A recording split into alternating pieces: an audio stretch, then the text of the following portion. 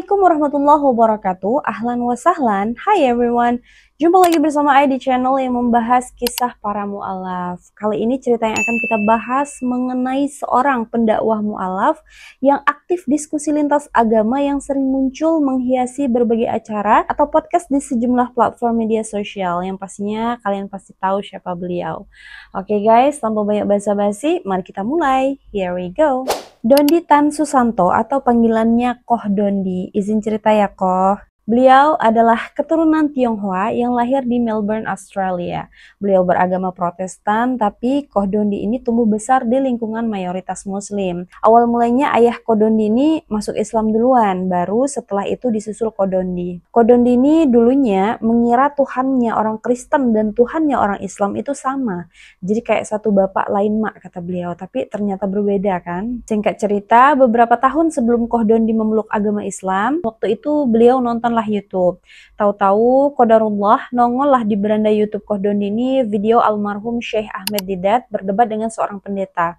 FYI, Syekh Ahmed Deedat ini seorang ulama yang aktif di bidang perbandingan agama ya, dan dikenal sebagai pembicara handal saat debat di depan publik tentang masalah keagamaan. Balik lagi ke cerita Koh Dondi, waktu itu Koh Dondi sebagai seorang Kristen nonton video-video Syekh Ahmed Deedat nih panas dong, gak terima Bible-nya dijelek-jelekkan. Jadi sambil nonton debat, Koh Dondi ini sambil megang Bible. Beliau ingin mencocokkan Bible dengan apa yang disampaikan Syekh ini. Bener nggak kira-kira seperti itu? Jadi Syekh ngomong ayat apa, Koh Dondi buka Bible, ngomong lagi, buka lagi, begitu seterusnya.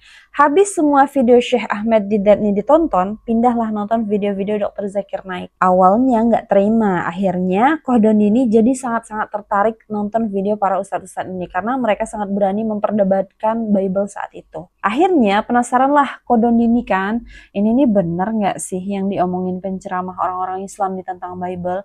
Penasaran sekali beliau saat itu, sampai-sampai Bible-nya Koh Dondi baca ulang dari awal waktu itu. Setelah dibaca dan dipelajari ulang, Koh Dondi ini baru nyadar bahwa Bible yang selama ini beliau baca ternyata banyak sekali yang janggal dan kurang logis menurut beliau. Terus beliau baca, beliau pahami, cross-check semakin mendalam. Jadi Koh Dondi mengambil kesimpulan bahwa Bible yang selama ini jadi pedoman hidup ternyata banyak kesalahan-kesalahan di dalamnya.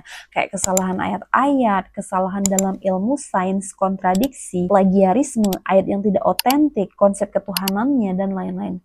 Setelah nonton video-video di YouTube itu, otomatis Koh Dondi ini terpancing ingin mencari bukti sendiri. Ini benar nggak sih begini-begini? Malahan Koh Dondi dapat buktinya dari kalangan Koh Dondi sendiri saat itu. Jadi ceritanya waktu itu, kata Koh Dondi, ada catatan kaki di sebuah ayat dalam Bible. Yerusalem 1 Yohanes 5 ayat 7. Ini ayat baca ya, dengerin. Di dalam surga di bumi, bagian ayat ini tidak terdapat dalam naskah-naskah Yunani yang paling tua dan tidak pula dalam terjemahan-terjemahan kuno, bahkan tidak dalam naskah-naskah paling baik dari Vulgata. Bagian ini kiranya aslinya sebuah catatan di pinggir halaman. Salah satu naskah terjemahan Latin yang kemudian disisipkan ke dalam naskah-naskah oleh penyalin, dan akhirnya bahkan disisipkan ke dalam beberapa naskah Yunani. Karenanya bagian ini pasti tidak asli. Saya ulangi, karenanya bagian ini pasti tidak asli. Itu yang membuat Koh Dondi mikir. Saya juga mikir nih, maaf ya buat teman-teman yang beragama sebelah, saya nggak paham, makanya saya nanya. Maksudnya ini gimana? Bible kan firman Tuhan katanya, tapi bagaimana mungkin di catatan kakinya ada pernyataan bagian ini pasti tidak asli. Oke lanjut. Koh Dondi pun membandingkannya dengan Al-Quran. Setelah beliau pelajari, banyak sekali kejadian atau ilmu-ilmu yang terbukti benar adanya. Contoh, misal tentang ilmu sains atau ilmu pengetahuan. Kayak ilmu geologi, astronomi, itu semua ada di dalam Al-Quran.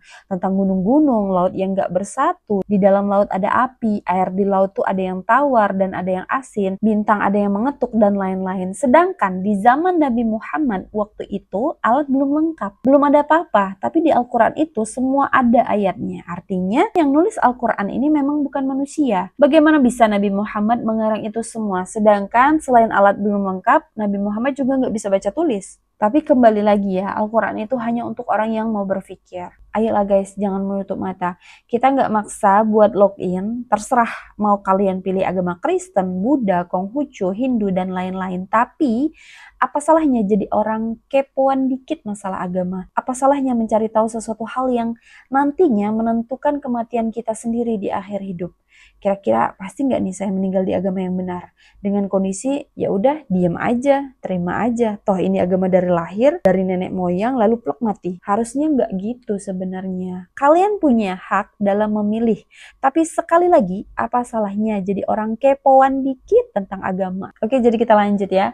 Kodondini pemikirannya sangat-sangat kritis waktu itu. Akhirnya beliau pelajarilah dan memperdalam ilmu agama Islam. Singkat cerita, setelah 7 tahun masa pencarian, akhirnya pada tanggal 25 Juli tahun 2014, Kodondi memutuskan untuk masuk Islam di Pondok Pesantren Al-Mukhlisin dibimbing oleh Ustadz Bambang. Masya Allah. Jadi lumayan panjang ya proses beliau dalam mendalami ilmu agama ini. Nggak yang kucluk-kucluk langsung masuk Islam. Jadi nggak heran kesalahan-kesalahan dalam Bible, sejarahnya itu beliau sangat paham sekali. Kita aja yang dengar Kodondi ngejelasin belum tentu langsung connect kan? Saking banyaknya ilmu-ilmu baru yang kita tahu dari beliau, Masya Allah. Alhamdulillah keluarga besar Kodondi nggak mempermasalahkan beliau masuk Islam karena kan ayah beliau sudah masuk duluan, jadi nggak asing lah. Cuma keluarga intinya beliau yaitu anak dan istrinya yang nggak setuju masuk Islam. Beberapa kali Kodondi ini ngajak masuk Islam, kadang tanya jawab sama istrinya, tetap istrinya nggak mau. Akhirnya beliau bingung, ini gimana nih kalau kita nggak seiman, boleh nggak ini? Akhirnya nanyalah Kodondi ini dengan orang-orang yang paham hukumnya. Semua rata-rata menjawab bahwa memang nggak boleh pernikahan itu beda agama. Dengan terpaksa akhirnya beliau menceraikan istrinya secara baik-baik. Kodondi ini berkutat di ilmu kristologi ya, karena tujuan beliau untuk membentengi akidah kita sebagai umat Islam, supaya nggak dimurtadkan gitu loh. Jadi buat kalian yang Islam dari lahir atau yang baru mu'alaf, hayu jangan males bertanya, jangan males untuk menggali ilmu offline online. Kalau online bisa lewat channel-channel kayak channel Kodonditan, Ustadz Felix Xiao, Bang Zuma, Zakir Naik, Syah Ahmad Didat tadi, atau yang lainnya. Kalau offline boleh datang ke kajian-kajian Ustadz, biar iman kita makin kuat dan menambah ilmu. Jadi kalau ditanya sama agama sebelah, jawabnya mantep sesuai Al-Quran, bukan katanya-katanya. Oke, itu dia guys, cerita perjalanan mu'alafnya beliau. Semoga bisa diambil hikmahnya dan semoga bermanfaat buat kalian yang mendengar. Silakan ambil sisi positifnya dan buang buruknya. Oke, cukup sekian dulu videonya. Boleh bantu klik like-nya, jangan lupa subscribe channel ini, dan jangan lupa klik tombol loncengnya agar kalian tahu saat saya upload video-video baru. Wassalamualaikum warahmatullahi wabarakatuh.